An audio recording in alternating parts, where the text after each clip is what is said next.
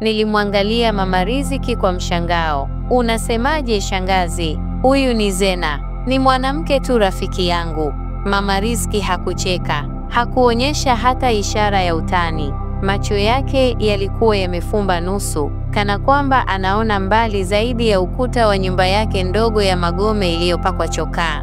Huyu si mwanamke wa kawaida, alirudia kwa sauti ya chini. Kuna kivuli kizito nyuma yake. Mvuto wake si wa kawaida na harufu yake haifanani na ya binadamu. Nikamtazama Zena. Alikuwa amekaa tulii, akitabasamu, mchana wa joto, lakini nilihisi baridi ikipenya chini ya ngozi yangu. Mama Riziki, Zena alisema, sauti yake ikiwa laini kama uzi wa hariri, lakini kwa namna isiyoweza kuelezeka, ilionekana kuamuru kimya. Naomba usimwogopeshe mpenzi wangu. Mama Riziki alisimama ghafla, akavuta chungu chake cha ubani kutoka kona ya chumba, akaanza kuchoma majani yenye harufu kali. Moshi ulianza kujaa ndani ya chumba, ukizunguka kama kinyonga mwenye hasira.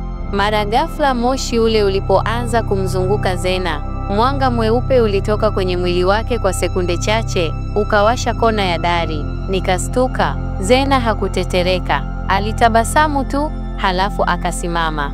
Mama Riziki, alitamka, una macho ya kale, lakini huwezi kuniona kamili. Sijaja kwa uovu, nipo kwa upendo.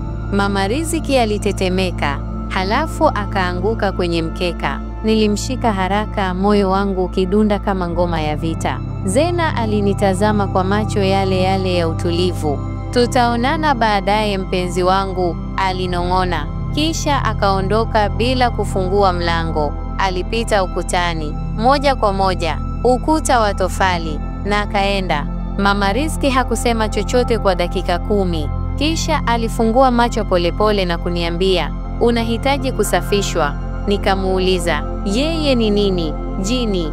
Mama Riziki akatikisa kichwa. Sio jini tu, ni aina adimu sana. Wanaitwa wazina majini, wanaovuta mapenzi kwa nguvu, wakijificha kwenye miili ya wanawake au wanaume warembo. Huyu amekuchagua kwa sababu fulani. Kuna kitu ndani yako kinamvutia, labda damu au kumbukumbu ya maisha yaliyopita. Nilicheka kwa pupa. Maisha yaliyopita? Shangazi, huenda wewe ndiye unaota. Mama Riziki alinitazama kwa huzuni. Kicheko chako hakiwezi kufuta ukweli. Ukiona maumivu ya mapenzi haya, utanikumbuka. Siku zilizofuata, marafiki zangu walianza kutoweka mmoja baada ya mwingine kutoka kwenye maisha yangu. Yule rafiki yangu wa karibu, Kevin, alianza kuniepuka. Alisema, bro, tangu umekuwa na yule demu, kuna hewa mbaya karibu yako. Usinichukulie vibaya, lakini kuna kitu kinanifanya nisiwe na amani nikikutazama. Hali haikuwa tofauti na kazini. Meneja wangu alinitazama kwa wasiwasi kila mara. Kisha siku moja alinipa barua ya onyo bila sababu ya msingi. Muda mfupi baada ya hapo, nikasimamishwa kazi kwa muda kupisha uchunguzi. Zena alinijali.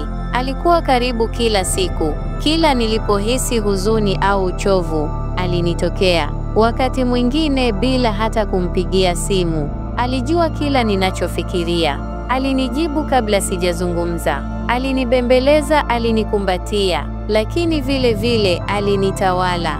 Usiku mmoja, nilijaribu kumpigia mama yangu ambaye yupo Mbeya. Simu ilipokelewa na sauti isiyojulikana. Huyu anayemtafuta mama yake atambue mama yake hawezi kuwasiliana tena naye kupitia dunia hii. Nilishtuka, nikapiga tena. Mara hii ilikuwa namba haipatikani. Nikajiuliza, je, kuna kitu kinaharibiwa kimya kimya ndani ya maisha yangu? Na kama ndiyo, ni sehemu gani ya maisha yangu bado ni yangu? Siku moja, nikiwa kwenye matembezi ya usiku pale Mnazi Mmoja, mvua ikianza kunyesha kidogo, nilikutana na mzee mmoja mlemavu wa miguu aliyekuwa ameketi na fimbo ya ajabu. Aliniita kwa jina, Daudi. Nilisimama. Sikumwambia jina langu. Unanifahamu? Nikauliza.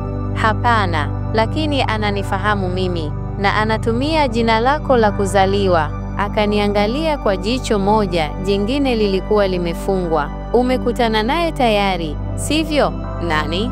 Huyo binti wa baharini alikuwa mpenzi wa babu yako, lakini alimgeuka. Alikuwa amemfuata wewe. Umekubali mnyororo wa damu yako. Nikasimama, uso umejaa baridi ya mvua na machozi yasiyoeleweka. Wewe ni nani?